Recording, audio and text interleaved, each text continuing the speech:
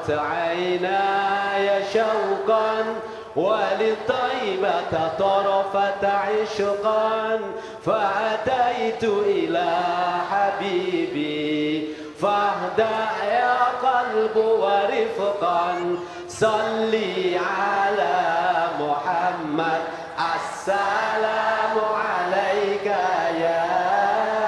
يا رسول الله السلام عليك يا حبيبي يا نبي الله يا رسول الله قلب بالحق تألق وبغار حراء تألق يبكي يسأل خالقه فأتاه الوحي فأشرق اقرأ اقرأ يا محمد السلام عليك يا رسول الله السلام عليك يا حبيبي يا نبي الله يا رسول الله يا رسول الله. Bismillahirrahmanirrahim. Assalamualaikum warahmatullahi wabarakatuh. Waalaikumsalam. Alhamdulillahi wa kafa. Assalatu wassalamu ala sayyidina Muhammadin al-Mustafa wa ala alihi wa ashabihi ahli sidqi wal wafa, amma ba'd. Boleh sama-sama kita baca raditu billahi rabba wa bil islami dina wa bi Muhammadin nabiyya wa rasula inna salati wa nusuki wa mahyaya wa mamati lillahi rabbil. Pemirsa Cahaya Hati iNews dimanapun Anda berada di seluruh Nusantara tentunya, jamaah Bapak Ibu dari Masjid Al-Furqan yang berbahagia, dan mudah-mudahan Allah bahagiakan kita dunia akhirat. Ngomongin masalah bahagia, ternyata bahagia itu adalah mimpi setiap manusia. Betul nggak Ibu? Ibu lebih pilih hidup bahagia apa sengsara? Lebih pilih mana? Ibu punya uang 5 juta tapi sakit, apa punya uang 5.000 tapi sehat? 5 miliar sehat kata Pak Kiai. Saya juga mau kalau itu. Bahagia impian setiap kita. Makanya dalam bahasa Arab bahagia disebut dengan al-hasanah. Doanya Rabbana atina fid dunya hasanah wa fil akhirati hasanah wa qina adzabannar.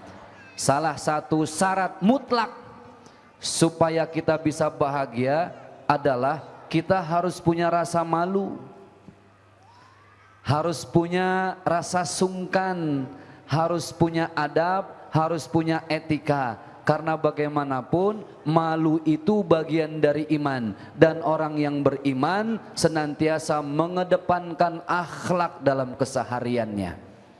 Kenapa harus malu? Karena orang yang beriman itu pasti dia punya barometer sendiri. Contoh misalnya, orang kenalnya kita ustadz, sholat di Masjid Al-Furqan. Tapi sholatnya nggak pakai sarung, pakai celana, pakai kaos. Apakah itu satu hal yang wajar? Wajar. Sah nggak sholatnya? Sah.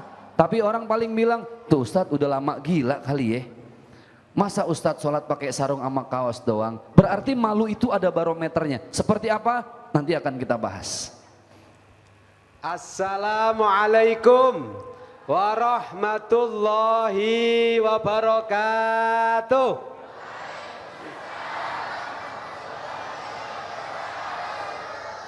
Jawabnya yang paling selamat, paling sepakat, dan paling semangat, insya Allah masuk surga duluan. Amin. Hadirin Bapak Ibu sekalian yang dirahmati Allah, para pemirsa Cahaya Hati Indonesia di iNews yang insya Allah semua dimuliakan oleh Allah Subhanahu wa Ta'ala. Alhamdulillahirabbil alamin, wassalatu wassalamu ala rasulihin nabiyil karim wa ala alihi wa sahbihi wa barik wa sallim ajmain. Amma ba'du. Malu. Tahu malu? Pernah merasa malu? Atau sering malu-maluin? Na'udzubillahi min. Malu adalah sebagian daripada iman. Al-haya'u su'batun minal iman. Itulah hadis Rasulullah sallallahu alaihi wasallam. Dalam hadis yang panjang, Rasulullah menjelaskan bahwa orang yang punya malu sejatinya dia punya keimanan yang sempurna. Mafhum mukhalafahnya, kebalikannya adalah orang yang tidak punya malu berarti dia tidak punya keimanan yang sempurna. Apakah kita termasuk orang yang punya iman yang sempurna atau tidak?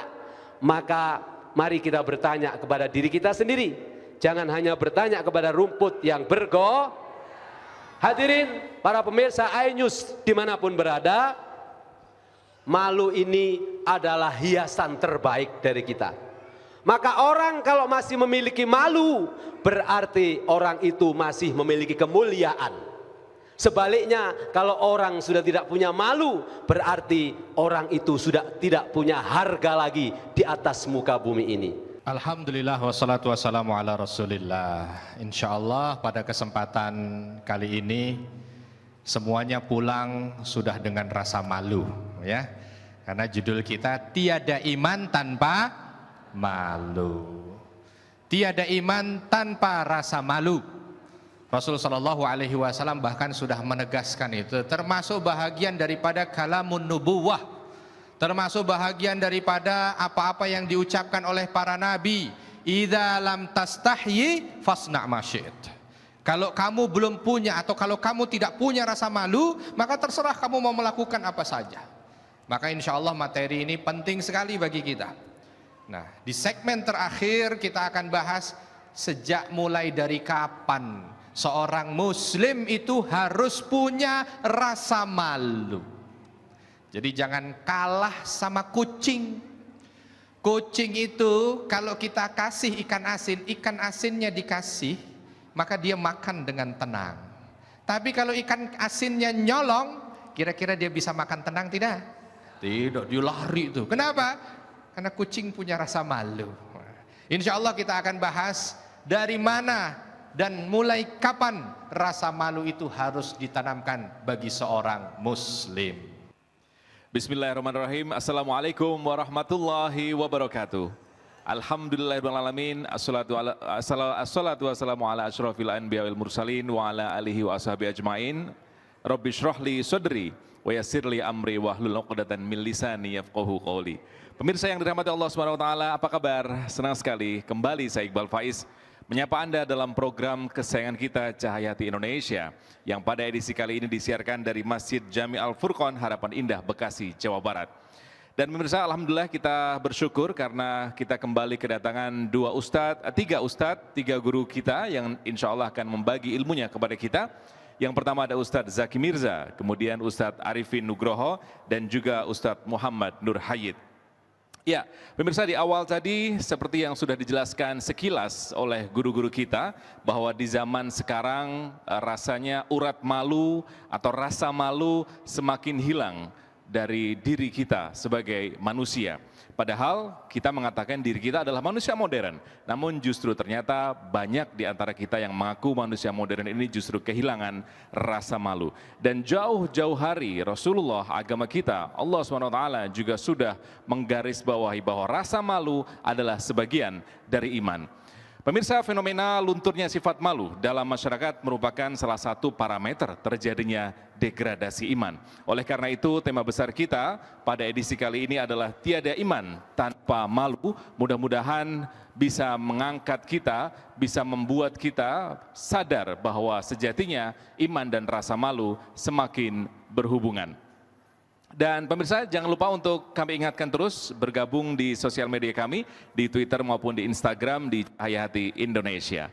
Baik pemirsa yang dicintai Allah SWT, langsung saja kita tampilkan, kita dengarkan, kita simak tausiah yang pertama dari Ustadz kita Zaki Mirza dengan subtema kemana perginya rasa malu itu. Bismillahirrahmanirrahim. Bapak Ibu jamaah Masjid Al-Furqan yang dimuliakan oleh Allah, pemirsa Cahaya Hati Indonesia iNews, kalau kita lagi mau sholat, salah satu rukunnya adalah kita harus wudu. Betul ya Pak? Kalau kita nggak wudu, kira-kira sholatnya sah apa enggak? Enggak. Sampai misalnya nggak ada air, kita tetap harus wajib bebersih. Dengan apa? Tayamum. Tidak ada air, masih bisa pakai debu. Kenapa kita harus suci sebelum kita sholat? Karena itu bagian dari malu kita kepada Allah Subhanahu wa ta'ala. Kita ini hamba Allah yang kadang nggak pernah punya malu, terutama sama Allah. Allah sedetik pun nggak pernah memberhentikan nikmatnya. Contoh, ibu nafas pernah berhenti nggak? Sedetik aja. Makan napas apa enggak? Napas. Minum napas enggak? Napas. Tidur? Napas. Semuanya nafas, 24 jam, 24 hours. Allah enggak memberhentikan. Kenapa saya bilang kita, terutama saya, enggak pernah punya rasa malu sama Allah? Karena kita enggak pernah bersyukur sama Allah. Hadirin yang berbahagia yang dimuliakan oleh Allah Subhanahu wa ta'ala, itu tadi yang paling penting. Malu yang bagian dari iman itu yang paling penting adalah ketika kita malu kepada Allah Subhanahu wa ta'ala. Malu kita sering tidak bersyukur sama Allah, padahal Allah tidak pernah memberhentikan nikmatnya. Fabi ayyi ala'i rabbikuma tukadziban. Wa in ta'uddu ni'matallahi la tuhsuha. Begitu banyak rezeki yang Allah kasih sama kita, tapi kita ini sangat-sangat super tidak malu. Kenapa? Ninggalin sholat, lupa sedekah, nggak pernah zakat, lupa nyantunin anak yatim, harta digenggam, pelit, nggak malu ya sama Allah. Padahal bisa jadi sebagian hartanya bukan punya dia. Punya siapa? Punya orang lain. Bisa jadi punya saudaranya, bisa jadi punya tetangganya. Dia enak-enak naik mobil mewah harganya 1,5 miliar. Nggak malu, saudaranya kemana-mana naik sepeda. Tiap hari kerja naik sepeda itu saudaranya. Rumahnya di Bekasi, kantornya di Sukabumi. Kasihan saudaranya ya. 4 hari saudaranya mati ibu. Kenapa? Dia bermegah-megahan tapi dia lupa terhadap hak orang lain. Berarti kan gak malu sama Allah. Mana Ustadz? Kenapa kita harus malu sama Allah? Lihat kalau kita sholat, takbirnya kita baca apa? Allahu Akbar. Allah yang maha besar. Kalau sudah Allah yang maha besar, harusnya kita malu. Itulah kenapa kita disuruh wudhu dulu supaya bersih. Karena kita ini makhluk hina. Apanya yang hina? Semua yang Allah titipin dalam bentuk indera sering kita pakai buat justru menabrak larangan-larangan dari Allah Subhanahu wa ta'ala. Makanya ada istilah sehat wal afiat, ada istilah sehat wal maksiat. Sehat wal afiat sama sehat wal maksiat. Contoh, ibu mulutnya kalau bisa ngomong sehat nggak? Sehat. Itu mulut dipakai buat baca Al-Quran, jadinya sehat wal afiat. Sekarang ibu punya mulut sehat, tapi ngomongin orang, jadinya sehat wal, tuh paham ya? Punya kaki, bisa jalan, sehat nggak? Kalau nggak malu sama Allah, silakan pakai buat maksiat. Jadi sehat kakinya wal maksiat. Tapi kalau kita malu sama Allah harus sehat wal afiat. Bagaimana supaya malu sama orang lain? Yang penting malu dulu sama Allah. Kalau malu sama Allah udah pasti malu sama manusia. Bagaimana mau malu sama manusia? Sama Allah aja nggak malu. Yang lagi rame sekarang nih Pak, kasus LGBT, ya, alias LGBT. L-nya apa Ustadz? Lesbian. Perempuan demen sama perempuan. G-nya gay. Laki suka sama laki. Itu bagaimana caranya Ibu ya? LGB, B-nya biseksual. Ini banyak loh Pak. Menurut data, saya jelasin dulu, biseksual itu adalah ACDC. Kanan kiri oke. Atas bawah jadi. Depan belakang nggak masalah. Istrinya perempuan, selingkuhannya laki. Makanya hati-hati, yang namanya pelakor. Tahu pelakor? Apa artinya pelakor? Nafsu amat. Biasa aja keles. Yang namanya pelakor sekarang hati-hati, jangan-jangan bukan cuma perempuan loh. Bisa jadi laki. Betul nggak? Biseksual, ACDC, suka sama semua jenis. Ini yang paling repot T, transgender. Manusia setengah mateng. Laki bukan, perempuan nggak jadi-jadi. Pak Ustadz, bagaimana status mereka? Mereka juga saudara-saudara kita yang harus kita rangkul. Mereka mungkin khilaf, mereka mungkin lupa diri. Inilah sebenar-benarnya dakwah Pak. Kalau ngajak orang berbuat baik di tempat yang baik, kayak di masjid sekarang, saya datang, minimal yang datang ke sini ini sholat wajibnya emang nggak pernah ditinggal lah. Namanya orang ke masjid, betul nggak? Ceramah sama orang baik mah gampang, orang baik diajak baik gampang. Yang susah itu ceramah sama orang yang setengah baik. Apalagi yang jauh dari baik, udah setengah baik, setengah matang lagi Pak. Susah. Saya bingung nih kalau masalah LGBT nih. Bukan apa-apa, Al-Quran itu kan tegas. Ada jenazah laki meninggal, bacanya Allahumma gfir lahu, laki, warhamhu, domirnya hu. Perempuan Allahumma gfir laha, warhamha, perempuan domirnya ha, laki hu, perempuan ha. Ustadz yang mati setengah mateng. Bacanya apa? Gampang, bawa jenazahnya saya sholatin. Allahumma gfir lahu, hai, warhamhu, hai. Jadi error begini ah. Kenapa saya bilang mereka sebenarnya lupa untuk malu sama Allah? Kenapa saya bilang lupa untuk malu sama Allah? Kan harusnya yang namanya laki kodratnya sama perempuan. Lihat surat Ar-Rum ayat 21. A'udzubillahi minasyaitonirrajim. Wa min ayatihi an khalaqalakum min anfusikum azwaja. Berpasang-pasangan. Sekarang lagi model, udah nggak malu sama Allah. Bagaimana mau malu sama manusia, sama Allah aja udah nggak malu. Kan begitu prinsipnya Ibu ya. Sekali lagi, bagaimana mau malu sama manusia kalau sama Allah aja nggak malu. Itu prinsip. Lahirnya laki, operasi kelamin, jadi perempuan. Ini masih rada gampang Bu, maaf tinggal potong doang. Ini yang repot aslinya perempuan, jadi laki. Kan kudu nambahin. Berarti nggak malu sama Allah.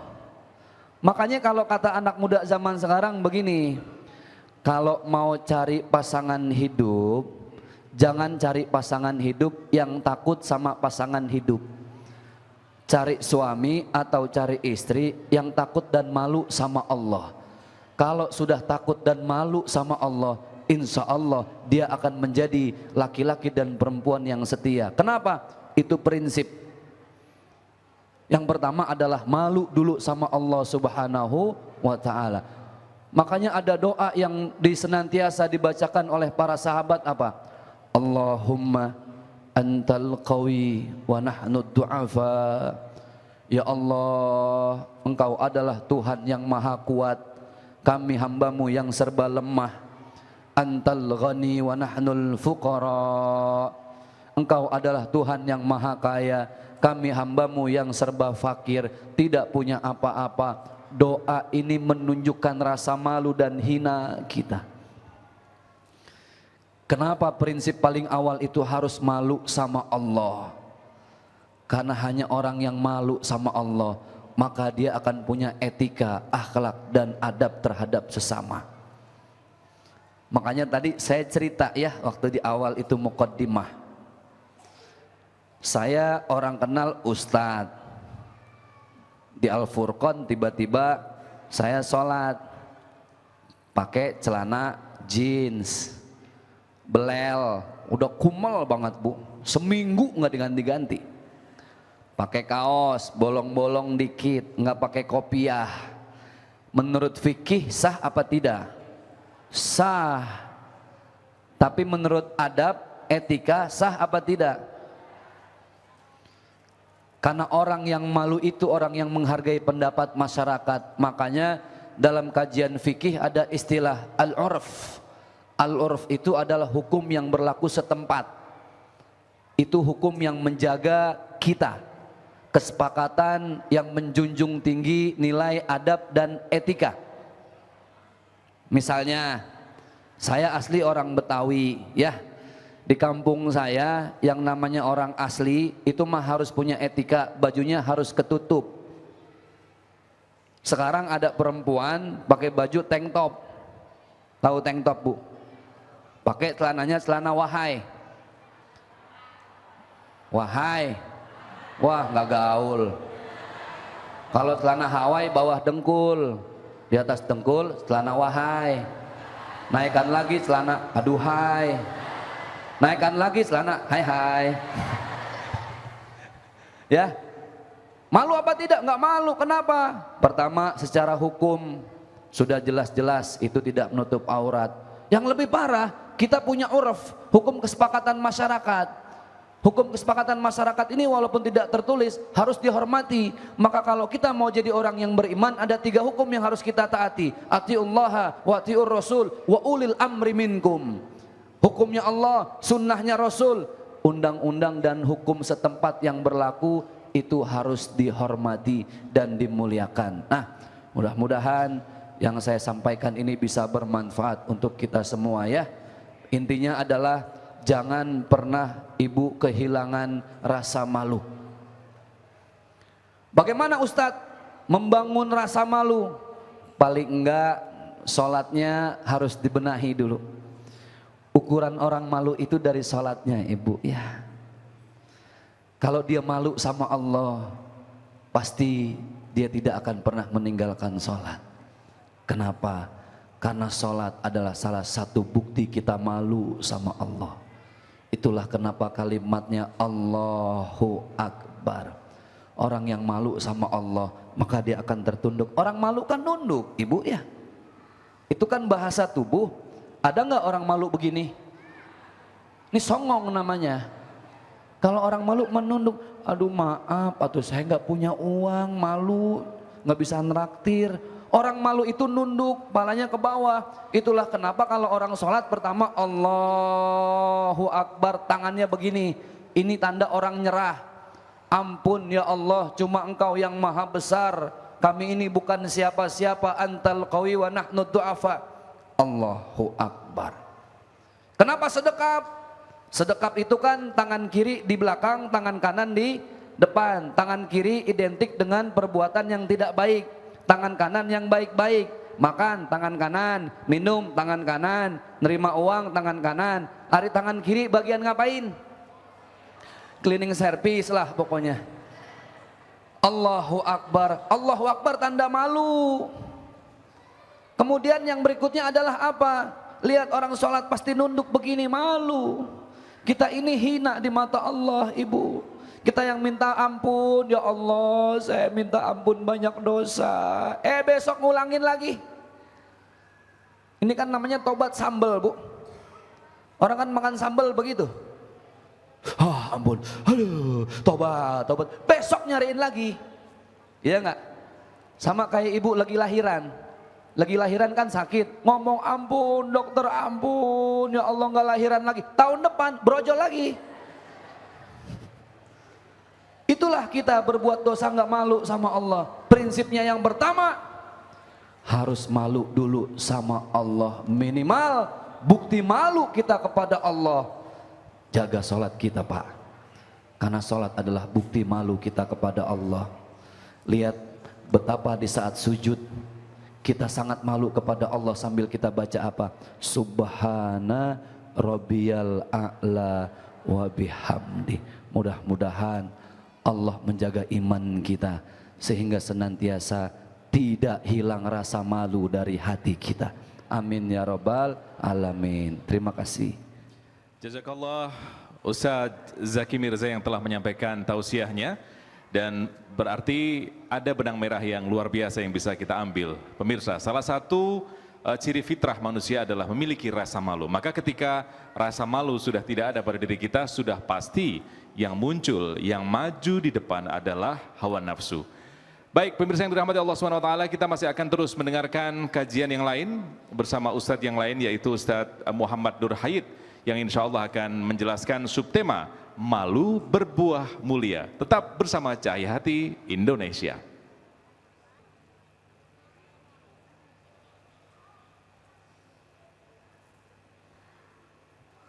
Assalamualaikum warahmatullahi wabarakatuh.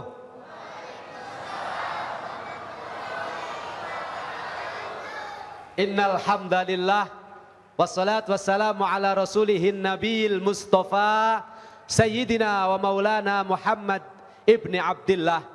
Amma ba'du, para pemirsa iNews dimanapun berada, jamaah hadirin Bapak Ibu sekalian yang dirahmati Allah Subhanahu wa ta'ala. Di sesi yang pertama tadi kita sudah mendengarkan betapa malu itu kalau kita jaga akan melahirkan kemuliaan. Sebaliknya, malu kalau sudah kita tanggalkan, orang kalau sudah tidak punya malu, maka kehormatan dan kemuliaannya sejatinya sudah hilang dari dirinya. Ia ibarat sebagai mayat-mayat yang berjalan di atas muka bumi ini. Mau Bapak Ibu menjadi mayat berjalan? Mau Bapak Ibu berjalan tapi tidak dihargai? Tentu kita tidak mau. Karena apa? Karena al-haya'u minal iman. Karena malu itu adalah sebagian daripada keimanan. Apa artinya? Orang yang punya malu sejatinya masih ada iman di hatinya. Orang yang punya malu sejatinya masih punya keimanan dalam kalbunya. Tapi orang yang tidak punya malu berarti ia telah copot dari keimanannya. Na'udzubillahi min. Maka Rasulullah sallallahu alaihi wasallam meminta kepada kita semua, istahyu minallahi haqqal haya. Wahai saudaraku semuanya, ini yang meminta bukan saya, bukan Muhammad Nur Hayit, tetapi Rasulullah sallallahu alaihi wasallam. Kenapa Kanjeng Nabi minta kepada kita agar senantiasa menjaga dan memiliki rasa malu? Karena Rasulullah ingin melihat umatnya, kita semua bersama-sama Kanjeng Nabi, bersama kaum muslimin, bersama para wali-wali Allah masuk surganya Allah Subhanahu. Bagaimana cara masuk surganya Allah? Milikinya rasa malu. Milikilah rasa malu, maka walakal jannah. Sebab al-haya'u khairun kulluhu. Malu itu semuanya baik.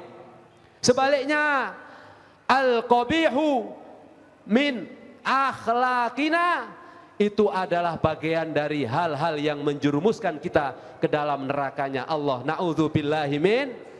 Maka Rasulullah meminta istahyu, pada malulah kalian semua, pada memiliki rasa malulah kalian semua, kata Rasulullah, minallah, kepada Allah. Istahyu ilallah, malulah kepada Allah, haqqal haya, dengan sebenar-benarnya malu. Apa sebenar-benarnya malu itu? Hadis yang panjang dari Imam Turmudi ini menjelaskan bahwa sahabat saat diriwayatkan hadis itu menjawab, kami semua ini malu ya Rasulullah, kami semua memiliki rasa malu. Tapi apa jawab Rasulullah? Tidak demikian malu yang saya maksudkan. Laisa kadzalik, tetapi malu yang saya maksudkan adalah ketika kamu mampu menjaga kepala kamu dan apa yang ada dalam kepala kamu. Falyahfaz fi ra'si wa ma wa'a, dan kamu harus mampu menjaga apa yang ada di dalam kepala kita semua, kepala kalian semua, kata Rasulullah, serta yang menempel di kepala. Ada apa aja di kepala? Ada mata, betul? Ada nggak orang yang nggak punya mata? Tidak ada, semuanya punya mata. Meskipun ada di antara saudara kita yang ditakdirkan tidak bisa melihat, tetapi tetap punya mata. Ada lisan, betul? Ada nggak yang nggak punya lisan? Sampai sejauh ini tidak ada. Semua dengan keagungan Allah diciptakan punya mata, punya lisan, punya telinga, punya otak. Orang yang punya malu, dia akan menjaga otak di kepalanya selain dari mata, lisan, hidung, telinga, dan seluruhnya. Menjaga dari apa Bapak Ibu sekalian? Menjaga dari maksiat kepada Allah Subhanahu. Maka mari kita merenung, para pemirsa iNews dimanapun berada, dan para hadirin jamaah sholat yang ada di Masjid Al-Furqan yang dirahmati Allah. Sudahkah mata kita gunakan untuk melihat yang diridhoi oleh Allah? Kalau Allah menciptakan mata kita gratis, tidak perlu bayar, bahkan ada orang yang meminta donor mata kita dengan nilai 1 triliun sekalipun, kira-kira diterima apa enggak sama Bapak Ibu? Enggak. Artinya apa? Harga mata Bapak Ibu sekalian jauh lebih mahal daripada 1 triliun. Maka nikmat yang begitu agung ini harus kita syukuri. Caranya jaga mata dari jelalatan melihat yang diharamkan oleh Allah. Tanda dari kita punya malu adalah menunduk saat itu baru mata. Bagaimana dengan lisan kita? Jaga, jangan sampai lisan kita mengeluarkan kata-kata yang menyakiti orang lain. Apakah itu fitnah? Apakah itu adu domba? Apakah itu namimah? Sebab di era modern sekarang ini kita semuanya mudah sekali tergelincir dengan kemaksiatan, mudah sekali tergelincir dengan kemurkaan Allah. Rasanya kita ini seperti berbuat baik, tetapi sejatinya kita sedang menebar fitnah. Betul apa enggak? Punya Facebook apa enggak? Punya WhatsApp apa enggak? Kalau enggak punya, enggak gaul. Era sekarang enggak punya sosial media, namanya enggak Bapak-bapak masih punya apa enggak? Punya. Tapi sering enggak Bapak mendapat kiriman dari WhatsApp, Facebook, Twitter, Instagram, ada kabar yang kita tidak pernah tahu apakah kabar itu benar atau kabar itu fitnah. Tetapi karena kita senang, tiba-tiba kita share. Betul apa enggak? Dulu kalau memfitnah itu hanya pakai lisan, tetapi sekarang dengan tangan kita, fitnah itu jauh lebih masif, jauh lebih berbahaya. Karena sekali klik, enter, oke, kita sesungguhnya sedang menebar kerusakan di atas muka bumi ini. Karena apa? Karena ternyata yang kita sebar itu adalah berita hoaks. Na'udzubillahi min. Maka malulah kepada Allah. Sebab dengan kita memiliki rasa malu, insya Allah kita tidak akan mudah untuk menebar berita yang jelas kita tidak tahu asalnya dan jelas kita tidak tahu kebenarannya. Kalau dulu dengan lisan kita, maka sekarang dengan seluruh anggota badan kita. Banyak sekali ustadz, kiai dan seluruhnya seolah-olah sedang mengajarkan tentang kebaikan.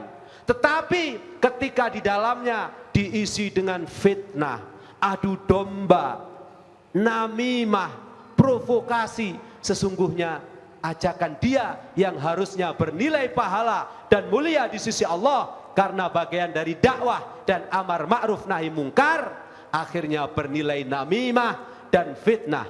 Al-fitnatu asyaddu minal qatl, sementara fitnah jauh lebih buruk daripada pembunuh. Maka hati-hati, di era yang serba sangat luar biasa cepat pergerakannya, di era yang serba sangat luar biasa instan segalanya ini, kalau kita tidak punya malu, pasti kita akan terjerumus. Yang kedua, malu dari apa yang harus kita jaga dalam diri kita. Malu dari berbuat kemaksiatan kepada Allah Subhanahu wa ta'ala. Karena apa?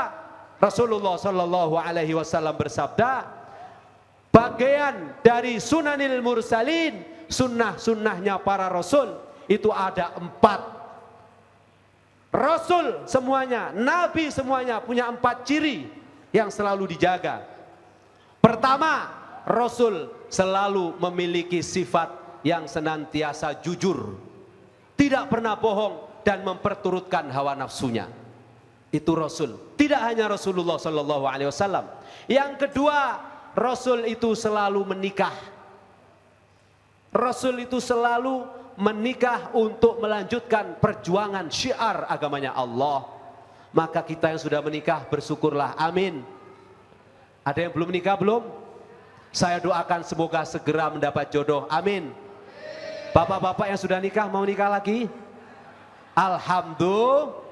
Saya doakan istiqomah bersama istri tercintanya agar sakinah mawaddah warahmah fid dunya wal akhirah, amin Allahumma. Yang ketiga, Rasul selalu memiliki sunnah, memiliki sifat dan tradisi yang baik berupa siwak. Tidak pernah mulutnya Rasulullah itu bau.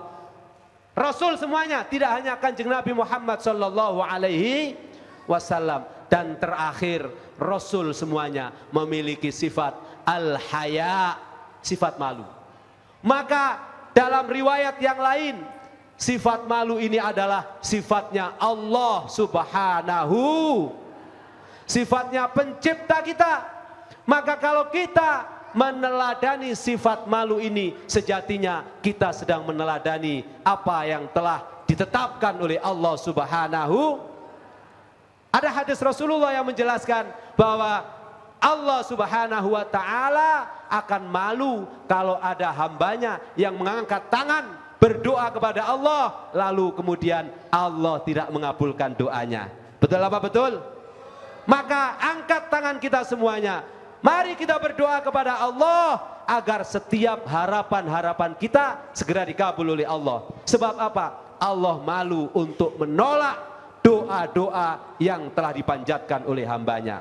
Sekarang saya bertanya, berapa kali Bapak Ibu sekalian berdoa kepada Allah? Tidak ada yang jawab, berarti tidak pernah berdoa. Na'udzubillahi min. Atau tidak jawab karena malu, takut ketahuan terlalu banyak mintanya kepada Allah, akhirnya malu. Maka berdoalah kepada Allah, karena Allah akan malu ketika menolak setiap doa dari hambanya. Yang kedua, malu yang harus kita tanamkan pada diri kita adalah malu untuk kita menzalimi manusia yang lain. Karena malu kepada Allah itu sebagai basis, turunannya adalah malu kepada sesama manusia. Kalau kita punya lisan, punya tangan, punya kaki, tapi selalu digunakan untuk maksiat, malulah kepada Allah, karena artinya kita tidak mempergunakan apa yang dianugerahkan itu untuk kemaslahatan. Dan malulah kepada manusia, karena seburuk apapun manusia itu, ia sama-sama ciptaan Allah. Tidak boleh kita hina. Maka kalau ada orang yang hebat, ustadz, kiai, profesor, doktor, presiden, menghina orang lain, sejatinya dia tidak punya malu. Sebab apa? Orang yang dihina itu sama-sama ciptaan Allah. Yang terakhir, malulah kepada diri kita sendiri. Apa sebab? Sebab diri kita ini sejatinya adalah orang yang diberikan kemuliaan oleh Allah. Maka kalau kita punya rasa malu pada diri kita, kita tidak akan pernah menggadaikan kemuliaan itu dengan keangkuhan dan dengan kemaksiatan. Khususnya bagi ibu-ibu, nuwun sewu, sekarang banyak ibu-ibu yang pakaiannya sepertinya sudah islami. Betul apa betul? Pakainya baju, katanya baju gaul, baju keren. Betul apa betul? Lobang kanan, lobang kiri, lobang belakang. Ditanya, bajunya kok lobang-lobang, apakah kurang tambalan? Ah, dasar Ustadz ndak gaul. Ini sekarang ngetren Ustadz. Ini orang-orang yang menjadikan hidupnya tergadai dengan rasa malu. Maka hati-hati, kalau punya istri, punya anak perempuan atau anak laki-laki sama aja, kalau dia sesungguhnya tidak menjaga kemuliaannya, hati-hati. Kemuliaan itu akan runtuh, karena wa kamalu minan nisa huwal haya, wa taju minan nisa al haya, wa kamalu minal insan al haya. Kesempurnaan dari seseorang itu ketika dia masih punya malu. Tetapi kehancuran dari seorang manusia ketika dia tidak punya malu. Buah dari kemaluan adalah kesempurnaan iman, dan buah dari ketidakpunyamaluan adalah dia akan terhinakan di dunia dan di akhirat kelak. Orang yang malu bahagia di dunia, orang yang tidak malu maka dia akan sengsara di dunia dan pasti diazab di akhirat. Na'udzubillahi min dzalik. Baik, terima kasih Ustadz Muhammad Nur Hayat yang telah menyampaikan tausiahnya kepada kita semua. Al-haya'u minal iman wal imanu fil jannah. Itu adalah hadis Rasulullah riwayat Tirmidzi, bahwa malu itu sebagian dari iman dan iman tempatnya di surga. Betapa generasi saat ini butuh yang namanya rasa malu. Betapa banyak di antara kita, di antara orang-orang di sekitar kita yang bangga mempertontonkan auratnya, bangga mempertontonkan rasa malu, tanpa rasa malu, menghinakan dirinya, hanya ingin dianggap terkenal dan menjadi viral. Sementara orang-orang yang istiqomah menjaga aurat, istiqomah menjaga rasa malunya, justru dianggap tidak gaul alias cemen. Tentu ini adalah masukan bagi kita sebagai orang tua agar terus menjaga putra-putri kita dan termasuk diri kita tentunya. Baik, pemirsa yang dirahmati Allah SWT, kita masih akan terus berlanjut membicarakan rasa malu. Selanjutnya ada tausiah dari Ustadz Arifin Nugroho dengan subtema membudayakan rasa malu sejak dini dalam Cahaya Hati Indonesia. Assalamualaikum warahmatullahi wabarakatuh.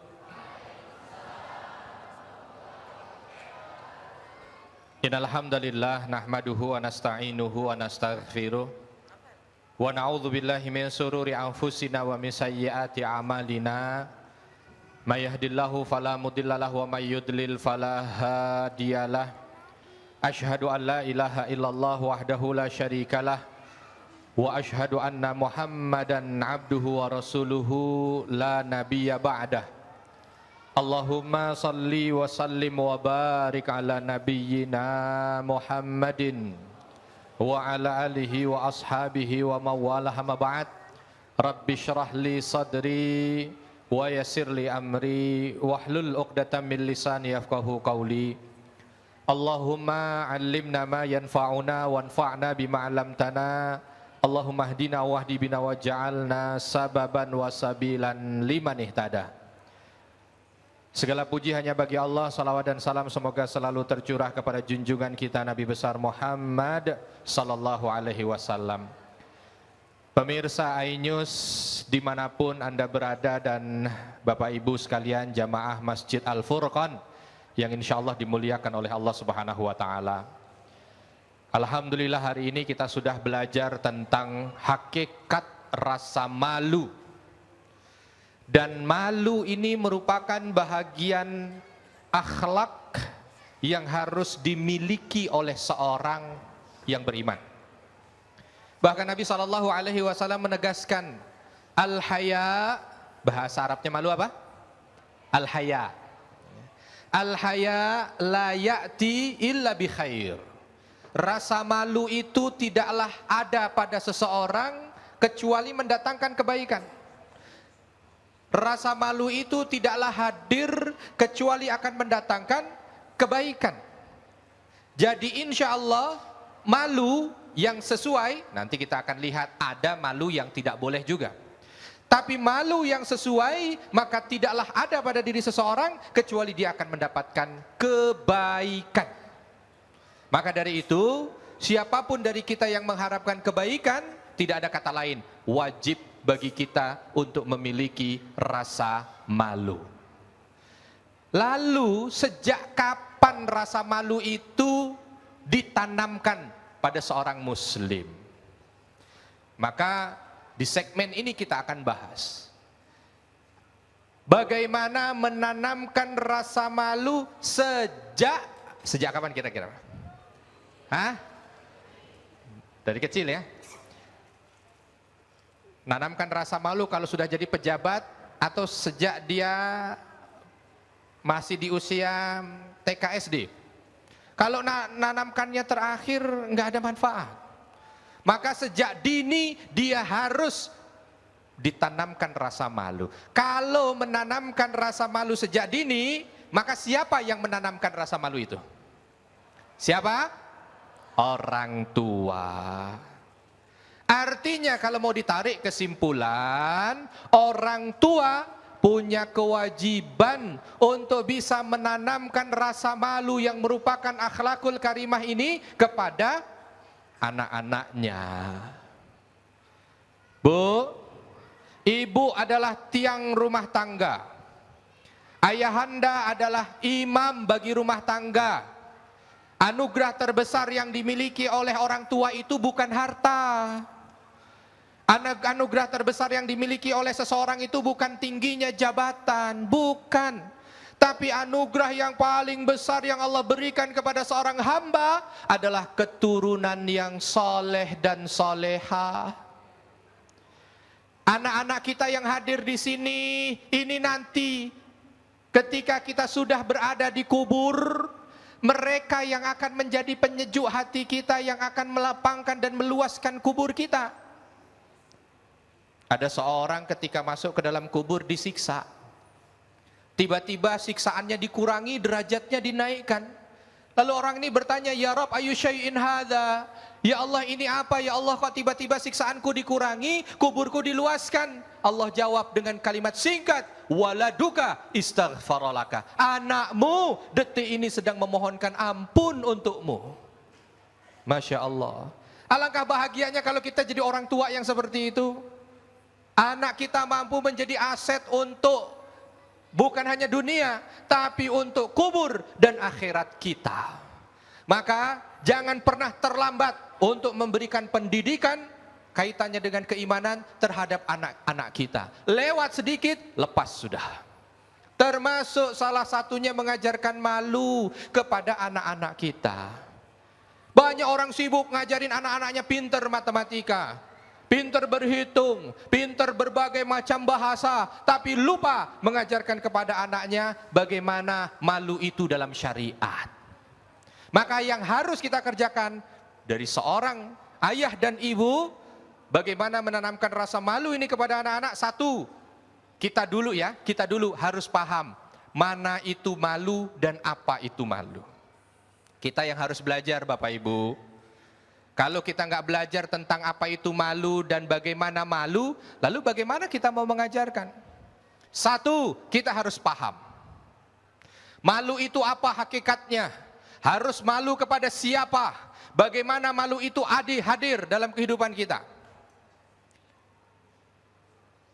Syariat mengajarkan agar kita malu terhadap diri kita. Mata kita punya.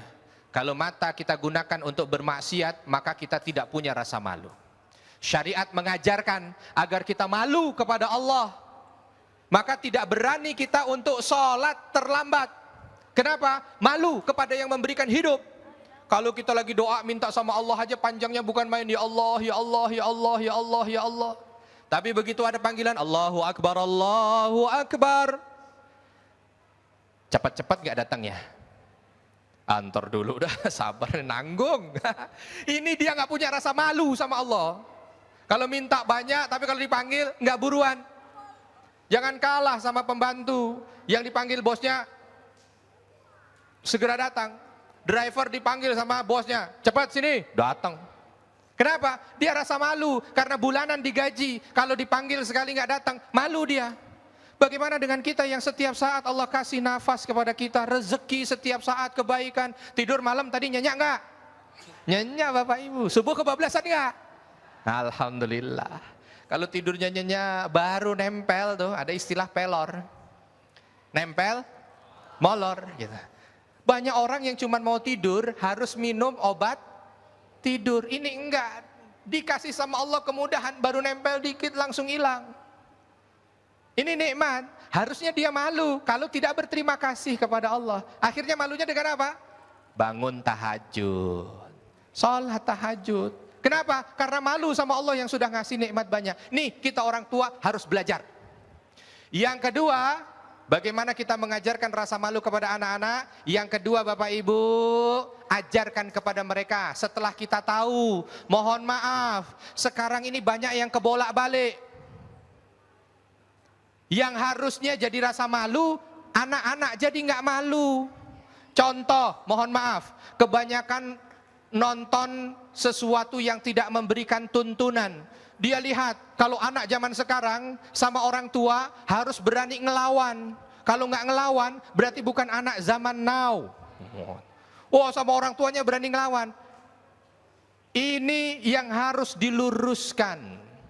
Orang dulu sama orang tua tuh kalau lagi makan aja nunduk. Iya nggak? Orang tua manggil, nak, oh, baru dengar suara orang tuanya, langsung bergegas. Kalau sekarang, bolak-balik kita panggil, ya Allah, suruh datang aja. Ini rasa malu yang hilang, ini yang harus diajarkan. Kamu harus malu sama orang tuamu. Punya tata krama. Zaman dulu namanya cewek sama cowok tuh anak-anak, ya, mau deket-dekatan begini malu. Malu, kenapa? Ini dilarang syariat. Sekarang lain ceritanya. Yang nggak punya pacar jadi malu katanya. Kamu nggak laku. Salah ini. Ini yang salah, banyak rasa malu yang disalah dan selewengkan. Orang tua harus paham. Kalau begini nih, zina, tidak boleh. Kamu harus malu. Jangan justru kamu malu kalau kamu tidak berlaku seperti itu. Hati-hati. Dulu anak kecil, kalau sekolah SD ngerokok, malu. Aib ini. Tapi sekarang naudzubillahi min dzalik. Orang kadang-kadang pakai narkoba masih sekolahan SD seolah biasa. Ini malu yang hilang. Maka orang tua harus mengajarkan, ini kamu harus malu, ini kamu harus malu. Jangan sampai orang tua sebagai benteng terakhir kalah dengan orang-orang lingkungan di luar sana yang terus mendesak anak kita supaya tidak paham tentang agamanya. Orang tua harus ngomongin. Yang ketiga, orang tua harus ngasih qudwah hasanah, ngasih contoh. Kalau orang tuanya nggak ngasih contoh, gimana anaknya mau ambil pelajaran? Padahal itu contoh yang paling kuat itu dari orang tua. Orang tua kemana-mana celana pendek. Tapi ya kata Ustaz Mirza tadi gimana? Kalau di atas ini, gimana dia mau ngajar? Ini malu, ini aurat. Harus diajarkan kalau kamu tidak menutupi aurat, malu. Malunya bukan sama Allah, malu sama dirimu, malu sama sesama manusia, malu kepada Allah. Bilang sama anaknya, nak, kamu harus jilbaban. Kalau pakai pakaian yang menutup aurat, malu sama Allah yang menciptakan kebaikan. Orang tuanya ke pasar pakai celana begini. Kira-kira Bu, mohon maaf, tuh anak nurut gak suruh pakai jilbab? Nah, kita pakai jilbab. Nah, emak kita, gitu kan gak mungkin. Ya. Kita bilang sama anak kita, nak, kamu nggak boleh bohong. Bohong itu perbuatan memalukan. Ada telepon, bukan ada telepon, ada tamu, ting tong. Datang masuk, Pak, ada tamu. Siapa? Tukang tagih. Bilang, Papa nggak ada. Baru ngomongin dia jangan apa? Jangan bohong. Tapi ngajarin sama anaknya bohong. Yakin pendidikan seperti itu tidak akan meresap ke anak. Mau ngomong sampai berbusa kita kalau kita nggak memberikan qudwah, kalau kita tidak memberikan contoh, nggak akan jalan. Nah, malu kalau ke masjid sholat cuman pakai kaos, celana nggak jelas. Kalau ke masjid, khudzu zinatakum inda kulli masjid. Firmannya begitu, kamu pakai pakaian yang paling bagus kalau kamu berangkat ke masjid. Itu bisa tertanam di hati anak dan di pikiran anak kalau orang tuanya juga jalanin. Orang tuanya pakai baju koko yang paling bagus, pakai celana, pakai sarung yang paling bagus, pakai kopiah, jalan ke masjid, Allahu Akbar, yakin anak ngelihat. Kalau sudah ngelihat, itu tertanam, yakin pasti anak akan mengikuti. Maka dari itu Bapak dan Ibu, yang ketiga ini wajib. Harus kita contohkan kepada mereka apa itu malu. Jangan sampai kita bilang sama anak kita, nak, jangan nyolong, jangan korupsi, jangan berbuat tidak jujur, tapi kita sendiri berlaku yang lain. Begitu pulang dari masjid, sendal papa mana nak? Wah, sendal papa hilang, kayaknya nggak ada. Ambilin sendal orang itu dah, biar papa pakainya. Memang papa nggak bisa nyolong, papa juga bisa nyolong. Dah di jalan pulang pakai sendal nyolong. Gimana? Bagaimana memberikan kedua contoh? Kalau yang begini nggak jalan. Maka ayo Bapak dan Ibu, kita lihat dalam diri kita. Kita ini termasuk orang-orang yang mampu untuk memberikan kedua tidak? Kita termasuk orang-orang yang mampu memberikan contoh atau tidak? Kalau sudah mampu, alhamdulillah. Yang keempat dan terakhir, kita tadi sudah mempelajari. Lalu kita ajarkan malu itu bagaimana. Yang ketiga kita sudah memberikan contoh kedua. Yang keempat nih jangan luput Bapak Ibu. Yang keempat, dalam setiap waktu terbaik kita, dalam setiap momen terbaik kita, di waktu-waktu mustajabah, hendaknya kita doakan anak kita supaya mereka min ahlil khair. Supaya mereka senantiasa punya dan dihiasi rasa malu dalam kehidupannya. Sehingga apa? Rasa malunya yang membawa kebaikan. Jangan sampai kita orang tua, lisan kita susah doain anak. Nggak jalan juga. Aduh berat Ustadz, saya sudah ajarkan kepada anak saya sudah beri contoh kepada anak saya, supaya mereka punya rasa malu. Tapi nggak bisa mereka paham tentang malu. Mungkin satu, senjata keempat yang belum. Apa dia? Doakan. Lagi hujan deras, ini waktu mustajabah, manfaatkan. Ya Rob, hamba punya anak dua ya Rob. Hamba takut dengan pergaulan sekarang ya Rob. Hamba takut mereka terjerumus pada sesuatu yang tidak baik dan tidak Engkau ridhai. Hiasi mereka dengan sifat malu. Jangan salah Bapak Ibu. Doa orang tua yang seperti ini yang akan memberikan anak itu jadi kuat. Dulu ada seorang jamaah saya, dia punya anak, nggak kecil-kecil banget, tapi juga belum gede, usia 4 SD. Saya pengen ngasih dia uang. Saya bilang, nih, nak, ada 500.000 tuh saya kasih. Ini buat pegangan ya. Buat pegangan, nggak mau. Buat pegangan aja nggak apa-apa, buat pegangan, dipegang. Dan ini selesai nih cerita, sampai sepekan saya ketemu dengan jamaah ini lagi, dia bilang, Ustadz, itu anak saya, kenapa duit Ustadz dipegang terus? Lah emang kenapa ya? Ya saya tanya itu kenapa duit dipegang? Ustadz bilang katanya ini buat pegangan. Saya bilang ya Allah ini anak lain banget. Kalau saya bilang ini suruh beli kerupuk, mungkin 500.000 dia beliin kerupuk juga gitu. Kok bisa begini? Karena dia punya orang tua yang senantiasa mendoakan agar anak-anaknya menjadi anak yang dihiasi rasa malu. Luar biasa betapa penting rasa malu dimiliki oleh kita sebagai orang tua, dan juga tentunya memberikan rasa malu, membudayakan rasa malu kepada anak-anak kita. Karena betapa banyak sekarang ini orang tua yang semangat sekali dalam memperbaiki diri, namun justru lupa bahwa anak-anaknya juga harus segera diperbaiki sejak dini. Karena kita akan kewalahan ketika kita misalkan membudayakan menutup aurat sejak dini, kita menunda-nundanya hingga dia dewasa.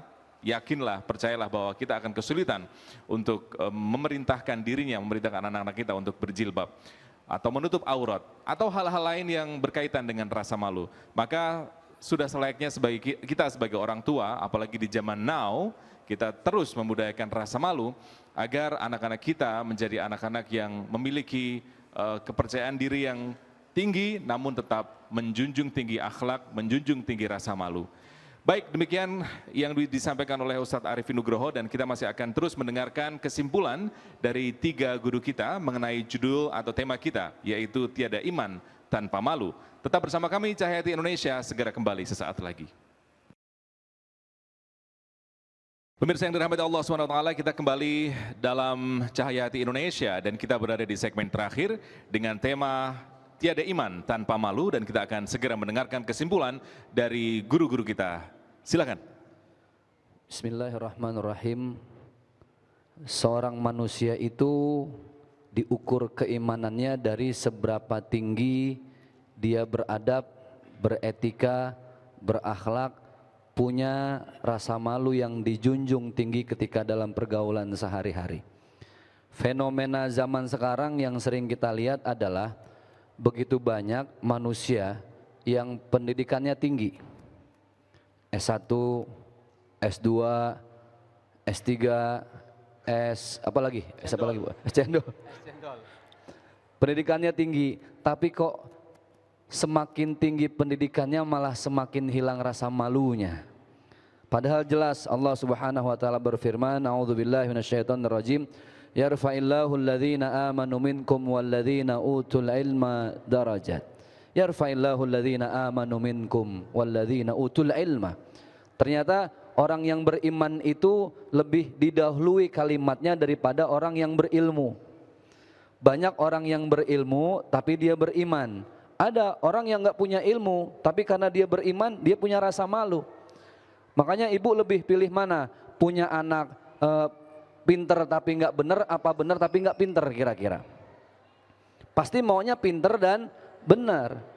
Masih mending orang yang benar walaupun nggak pinter daripada orang pinter nggak benar jadinya minterin orang, Pak. Maka kalimatnya sama Allah pertama ditaruh amanu, iman dulu, baru utul ilma. Kenapa? Orang yang berakhlak itu adalah orang yang begitu dimuliakan oleh Allah, dan puncak dari semua keilmuan adalah rasa malu. Puncak dari semua keilmuan adalah akhlak, etika, dan adab. Mudah-mudahan bermanfaat dunia akhirat. Bismillahirrahmanirrahim. Sudah indah semuanya? Sudah punya malu semuanya? Insya Allah. Malu itu indah. Malu itu sebagian daripada iman. Orang yang punya malu, Allah akan angkat derajatnya. Orang yang tidak punya malu, Allah akan rendahkan di dunia dan di akhirat. Na'udzubillahi min. Maka pastikan diri kita, keluarga kita, istri kita, suami kita, anak-anak kita, orang tua kita harus punya malu dalam hidupnya. Malu kepada siapa? Malulah yang pertama kepada Allah Subhanahu wa taala. Istahyu minallahi haqqal haya. Karena kalau kita sudah punya malu kepada Allah, niscaya Allah akan malu untuk melemparkan kita ke dalam siksanya api neraka. Amin. Allahumma. Yang kedua, malulah kepada Rasulullah Sallallahu Alaihi Wasallam. Junjungan kita sudah memberikan teladan yang luar biasa. Maka jangan kita campakkan teladan itu. Baca hadisnya Rasulullah, teladani sunnahnya Rasulullah, ikuti apa yang telah dipraktekkan oleh Rasulullah. Niscaya kita akan menjadi orang-orang terbaik yang ada di hadapan Allah dan di sisi Rasulullah. Yang ketiga, malulah kepada manusia yang lain. Jangan sakiti mereka, jangan sampai mereka terzalimi gara-gara kita tidak punya malu. Yang terakhir, malulah kepada diri kita sendiri. Karena dengan kita menjaga rasa malu pada diri kita sendiri, insya Allah, Allah akan senantiasa menyertai kita semua. Dan yang pasti pejabat, ulama, kiai, ustadz, rakyat, semua harus punya malu. Kalau tidak, hancur kehidupannya. Na'udzubillahi min dzalik. Alhamdulillah. Mudah-mudahan penjelasan guru-guru kita ini juga mencerahkan kita. Kita perlu tahu bahwa malu itu seperti tameng di saat kita sedang berperang. Dan siksa neraka itu adalah musuh-musuhnya. Ketika orang berperang dia tidak memiliki tameng, maka niscaya dia akan hancur porak-poranda. Hidup, kalau kita tidak punya rasa malu, maka kita akan dengan mudah dijilat api neraka. Orang tua, mari Kita perlu tahu sumber keburukan itu hilangnya rasa malu. Orang tidak malu dengan manusia maka dia mudah nyolong, dia mudah bohong. Itu yang kita tahu ternyata sumber malapetaka untuk negara ini. Bukan hanya sekedar sumber kehancuran di dunia, sumber kehancuran umat. Ketika dia tidak punya rasa malu maka zina dilakukan di mana-mana.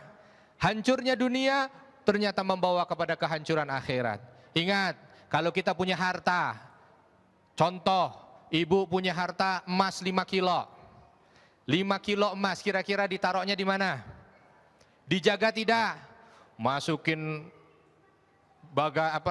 berangkas, masukin lemari, lengkap semuanya. Ini cuma emas 5 kilo dijaga supaya tidak dicolong orang. Kita punya anak, kita punya keturunan yang jauh lebih berharga dari hanya sekedar dunia. Jagalah dia, jangan sampai api neraka mengenai dirinya. Masya Allah, terima kasih paparan tausiah dari ketiga guru kita, Ustadz Zaki Mirza, Ustadz Muhammad Nur Hayid, dan juga Ustadz Arifin Nugroho tentang pentingnya rasa malu, tiada iman tanpa malu. Mudah-mudahan sekali lagi kita bisa menjadi orang-orang dengan rasa malu yang tinggi, rasa malu yang besar, sehingga rasa malu ini bisa menjadi tameng kita dari siksa Allah SWT. Karena ketika kita sudah tidak punya rasa malu, kita akan jadi orang yang malu-maluin. Dan pemirsa, kita akhiri tausiah Cahaya Hati Indonesia pada edisi kali ini dengan doa kifaratul majlis. Subhanakallahumma wa bihamdika asyhadu an la ilaha illa anta astaghfiruka wa atubu ilaik. Terus saya ingatkan untuk Anda follow Twitter kami di @chi_inews dan juga @cahayahati_inews untuk Instagramnya. Dan sebagai penutup, mari kita dengarkan doa dan kita ikuti doa bersama Ustadz Zaki Mirza. Saya Iqbal Faiz dan kru yang bertugas mengucapkan jazakumullah khairan kathiran wabillahi taufiq wal hidayah. Wassalamualaikum warahmatullahi wabarakatuh. Waalaikumsalam warahmatullahi wabarakatuh. Astaghfirullahalazim, astaghfirullahalazim wa atubu ilaihi min jami'il ma'asi waz dzunub. Ya Rabbana lakal hamdu kama yanbaghi li jalali wajhikal karim wa li azimi sultanik. Allahumma inna nas'aluka salamatan fid din وعافية في الجسد وزيادة في العلم وبركة في رزقي وتوبة قبل الموت ورحمة عند الموت ومغفرة بعد الموت. اللهم هون علينا في سكرات الموت والنجاة من النار والعفو عند الحساب. Ya Rabbana, pada detik ini kami bersimpuh di hadapan-Mu. Kami bermunajat di hadapan-Mu penuh dengan kehinaan diri kami sendiri. Sedikit pun tidak ada yang mulia dari tubuh ini ya Allah. Ya Rabb, terima kasih atas semua rezeki yang sudah Engkau titipkan dalam hidup kami. Terima kasih atas nikmat umur, usia, nafas, Islam dan iman yang tidak henti Engkau limpahkan sepanjang hidup kami. Duhai Rabb, andai saja Engkau tidak mengampuni dosa-dosa kami yang perlu bertumpuk, yang begitu banyak, kami bingung kemana kami harus berlari mengejar ampunan itu. Ya Allah ya Karim, kami sangat tidak pantas untuk dimasukkan ke dalam surga-Mu, tapi betapa kami sadar kami tidak akan pernah sanggup untuk dijilat api neraka-Mu. Ilahi, lastu lil firdausi ahla, wala aqwa 'alan naril jahim. Allahumma antal qawi wa nahnu du'afa, antal ghani wa nahnu al-fuqara. Allahumma anfa'na bima 'allamtana wa 'allimna ma yanfa'una warzuqna 'uluman tanfa'una. Ya Rabbana nawwir qulubana binuri hidayatik kama nawartal arda binuri syamsika wa qamarika abadan abada. Allahumma ighfir dzunubana wa dzunuba walidina warhamhum kama rabbawna sighara. Boleh sama-sama kita baca, Rabbana atina fid dunya hasanah wa fil akhirati hasanah wa qina adzabannar. Bi fadli subhana rabbika rabbil izzati amma yasifun wa salamun alal mursalin walhamdulillahi rabbil alamin. Salatum bisalamil mubin linuqtatit ta'yin ya gharami. Salatum bisalamil mubin linuqtatit ta'yin ya gharami. Salatum bisalamil mubin linuqtatit ta'yin ya gharami. Salatum bisalamil mubin linuqtatit ta'yin ya gharami. Salatum bisalamil mubin linuqtatit ta'yin ya gharami. Salatum bisalamil mubin linuqtatit ta'yin ya gharami. Salatum bisalamil mubin linuqtatit ta'yin ya gharami. Salatum bisalamil mubin linuqtatit ta'yin ya gharami. Salatum bisalamil mubin linuqtatit ta'yin ya gharami. Salatum bisalamil mubin linuqtatit ta'yin